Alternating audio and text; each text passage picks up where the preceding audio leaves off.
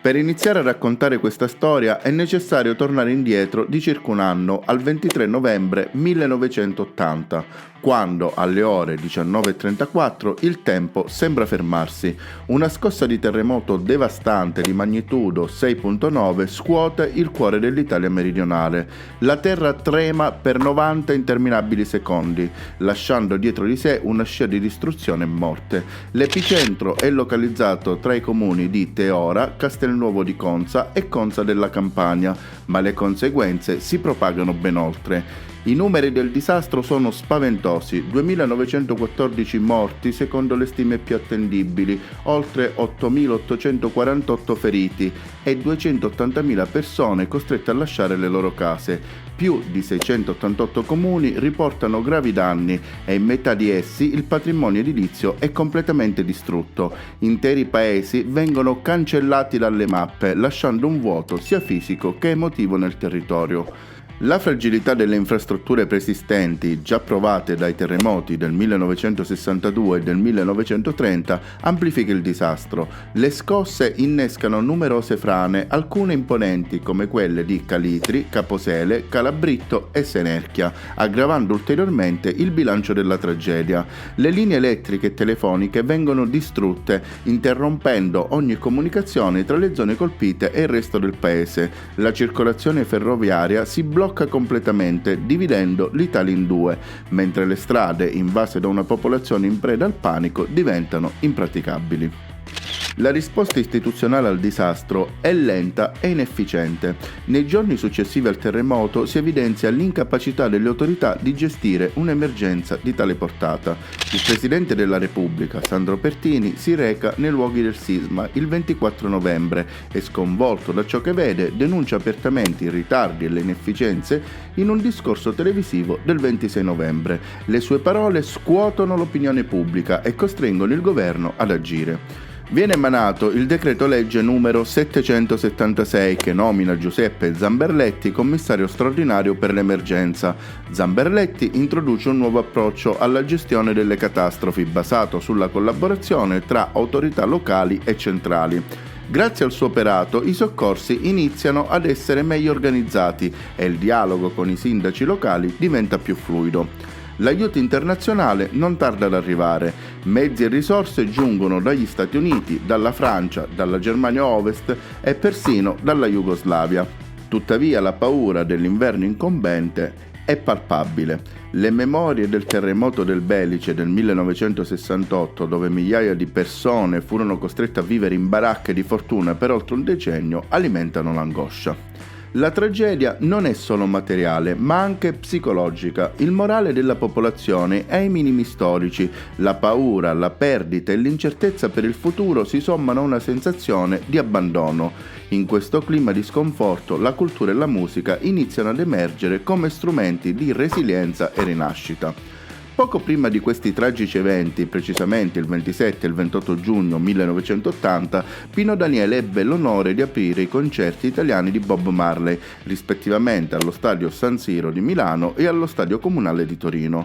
Fu un evento memorabile che segnò una tappa importante sia nella carriera del cantautore napoletano, decretandone l'ascesa ad un sempre maggior successo, sia nella storia della musica italiana. Bob Marley era all'apice della sua fama mondiale, in tournée con il suo leggendario Uprising Tour. Il reggae stava conquistando il pubblico internazionale e l'Italia non faceva eccezione. Marley era un simbolo di libertà, lotta sociale e speranza, temi che risuonavano profondamente anche nel pubblico italiano, sebbene a giudicare dalla discutibile intervista effettuata dalla Rai al cantante giamaicano, questa cosa a quanto pare non era chiara a tutti.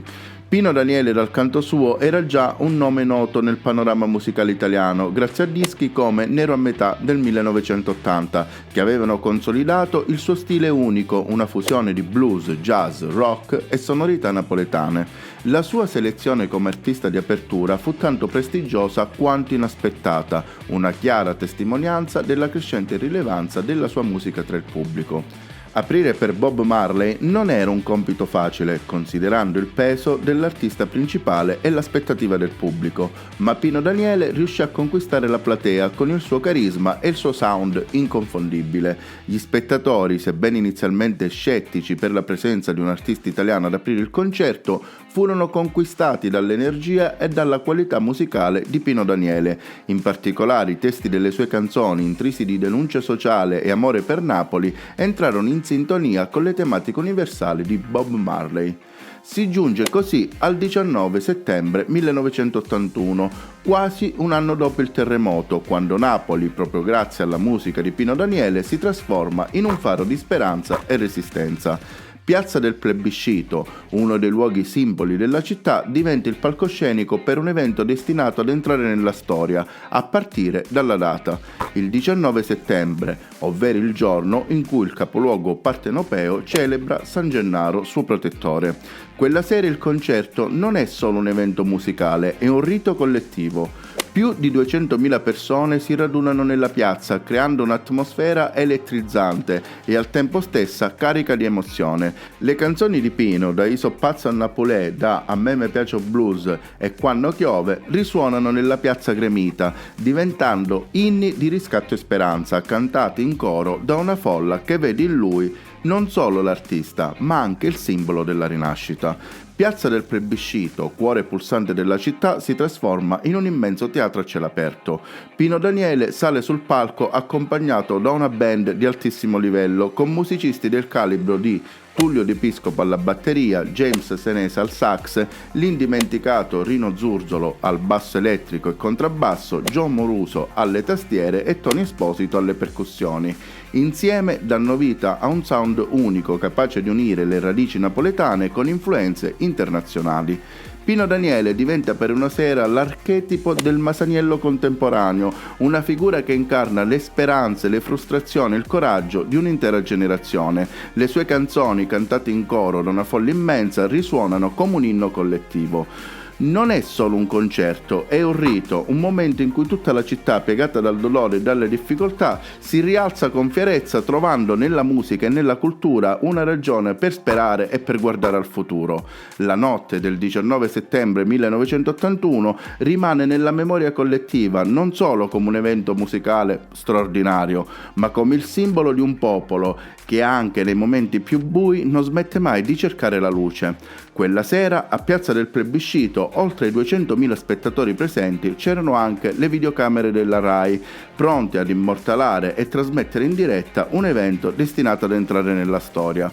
Tuttavia, i piani non andarono come previsto. Le riprese furono interrotte per problemi tecnici legati alla straordinaria affluenza delle persone, lasciando di quel concerto epocale solo poche immagini sparse, insufficienti a rendere piena giustizia alla portata dell'evento. Come detto, ciò che impedì alla RAI di trasmettere l'intero concerto fu il numero incredibile di spettatori. I 200.000 presenti superarono di gran lunga la capacità di contenimento della piazza. La gente si accalcava ovunque, non solo nella piazza stessa, ma anche nelle strade adiacenti. Alcuni si arrampicarono sulle automobili, altri trovarono posto sui tetti degli edifici circostanti e c'erano persino persone aggrappate ai lampioni. Questo scenario, se da un lato era la prova tangibile del successo di Pino Daniele e dell'importanza dell'evento, dall'altro suscitava anche preoccupazione per la sicurezza.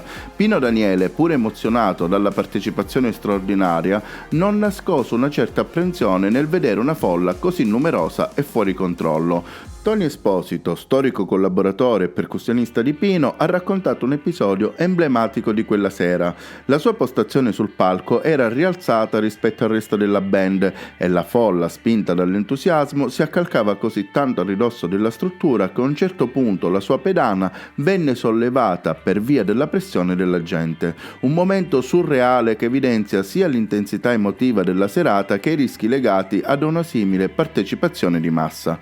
Nonostante le difficoltà tecniche e le preoccupazioni logistiche, quella sera fu per Pino Daniele il coronamento di un sogno. Era la dimostrazione del suo straordinario legame con la città e della sua capacità di rappresentare l'anima di Napoli attraverso la musica.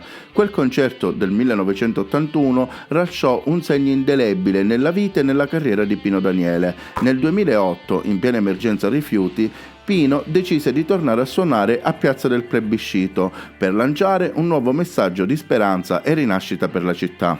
Durante l'organizzazione dell'evento, Pino confidò al figlio Alessandro, che lo seguiva professionalmente, di sentire un'irresistibile necessità di tornare a quella piazza come se fosse un luogo centrale per il suo percorso artistico e personale. A questo punto Alessandro rispose con una frase che racchiudeva il legame indissolubile tra Pino e Piazza del Plebiscito, ovvero dicendo che probabilmente il padre da quella piazza non se n'era mai andato realmente dalla data di quel 19 settembre 1981.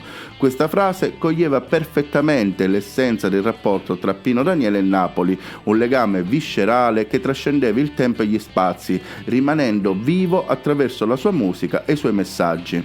Il concerto del 1981 rimane uno degli eventi più significativi della carriera di Pino Daniele e della storia culturale di Napoli. Le poche immagini che ne restano non bastano a raccogliere l'energia e l'emozione di quella notte, ma il ricordo di quel mare di persone unite alla musica vive ancora oggi nella memoria collettiva.